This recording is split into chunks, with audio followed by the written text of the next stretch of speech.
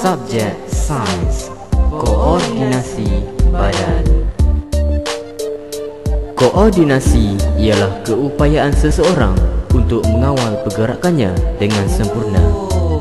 Terdapat dua jenis koordinasi badan: koordinasi saraf dan koordinasi hormon. Koordinasi saraf dikawal dan diselaraskan oleh sistem saraf, manakala koordinasi hormon dikawal dan diselaraskan oleh sistem endokrin. Koordinasi badan membolehkan badan berfungsi untuk mengesan rangsangan dan bergerak balas terhadapnya. Sistem saraf manusia. Sistem saraf manusia terdiri daripada sistem saraf pusat dan sistem saraf periferi. Sistem saraf pusat SSP ialah pusat kawalan badan. Sistem ini terdiri daripada otak dan saraf tunjang.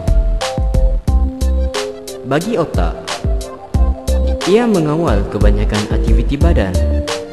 Otak menerima impuls dari organ deria atau bahagian badan yang lain untuk dianalisa sebelum membuat keputusan dan tindakan.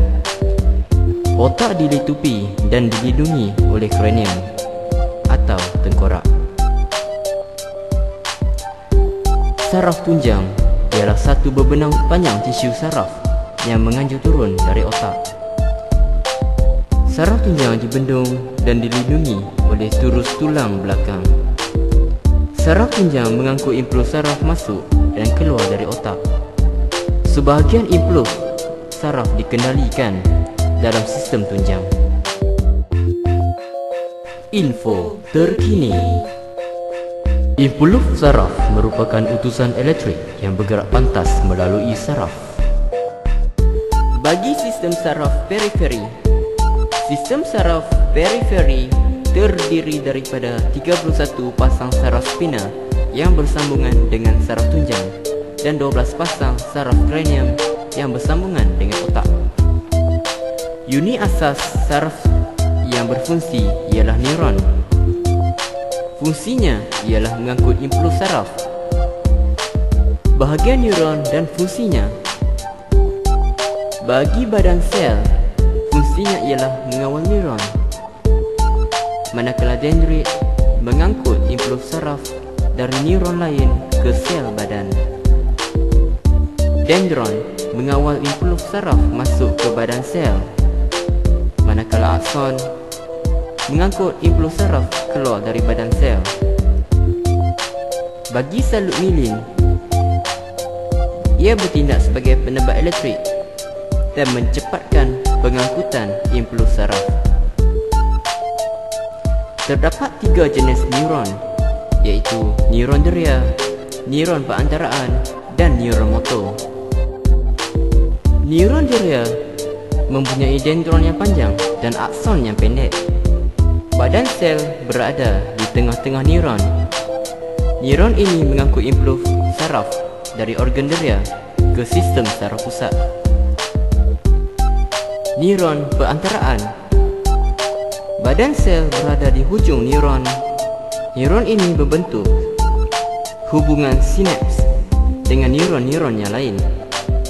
Neuron ini menyampaikan impuls dari neuron deria ke neuron motor. Neuron motor mempunyai dendron yang pendek dan akson yang panjang. Badan sel berada di hujung neuron. Neuron ini menyampaikan impuls saraf dari sistem saraf pusat ke efektor. Gerak balas kita dikawal oleh sistem saraf. Reseptor menerima rangsangan melalui neuron deria. Impuls dihantar ke sistem saraf untuk ditafsirkan. Kita bergerak balas terhadap rangsangan apabila impuls yang ditafsirkan oleh sistem saraf dihantar ke efektor melalui neuron motor. Koordinasi saraf. Reseptor merupakan sel khusus yang mengesan rangsangan melalui organ deria. Efektor ialah sel atau organ seperti otot atau kelenjar yang menghasilkan gerak balas apabila dirangsangkan oleh impuls saraf. Tindakan refleks dan arka refleks. Gerak balas yang cepat dan automatik terhadap sesuatu rangsangan dipanggil tindakan refleks. Tindakan refleks dapat dilakukan dengan begitu pantas kerana impuls saraf bergerak melalui satu susunan saraf yang ringkas dipanggil arca refleks. Laluan ini hanya melibatkan satu reseptor yang berhubung dengan satu neuron neural dan membentuk satu sinaps dengan satu neuron motor di saraf tunjang.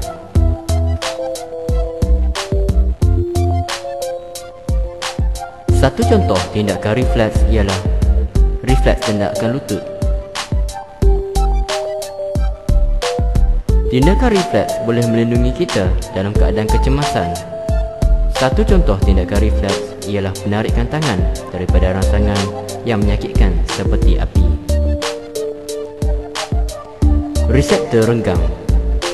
Reseptor renggang merupakan reseptor yang memesan pergerakan, tekanan atau regangan dalam badan. Reseptor ini terdiri daripada gelendong, otot dan reseptor dalam tendon, ligamen dan sendi. Reseptor renggang menyelaraskan aktiviti otot, mengekalkan keseimbangan dan postur. Otak manusia. Otak manusia dilindungi oleh tulang tengkorak yang keras. Otak terbina daripada jerim kelabu dan jerim putih. Jerim kelabu terdiri daripada badan sel dan jerim putih terdiri daripada gentian saraf. Manusia mempunyai kira-kira 30 bilion neuron. Otak boleh dibahagikan kepada 3 bahagian utama: cerebrum, cerebellum dan medulla oblongata.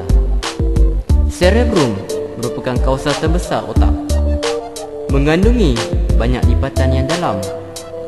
Cerebrum terdiri daripada hemisfera kiri dan hemisfera kanan.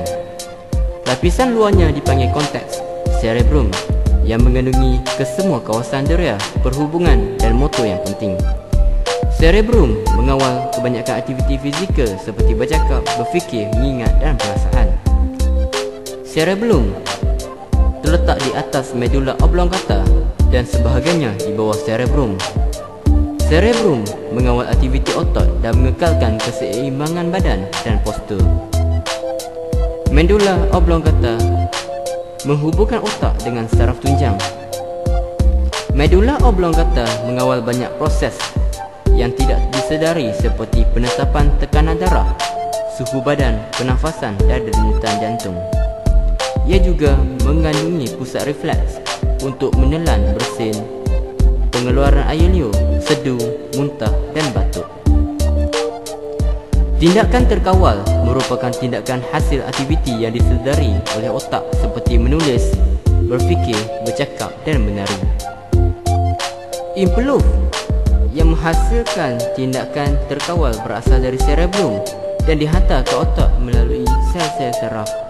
Tindakan luar kawal merupakan tindakan automatik yang ditentukan oleh otak tanpa disedari. Tindakan ini terdiri daripada tindakan organ dalaman seperti jantung. Impuls menghasilkan tindakan luar kawal berasal dari medulla oblongata dan dihantar ke organ melalui sel-sel saraf. Kesan kecederaan ke atas kawasan tertentu otak. Kecederaan kawasan motor premier pada konteks akan menyebabkan kelumpuhan dan kehilangan pelakuan yang disedari. Kecederaan cerebrum boleh mengakibatkan kehilangan koordinasi anggota dan kehilangan keseimbangan badan.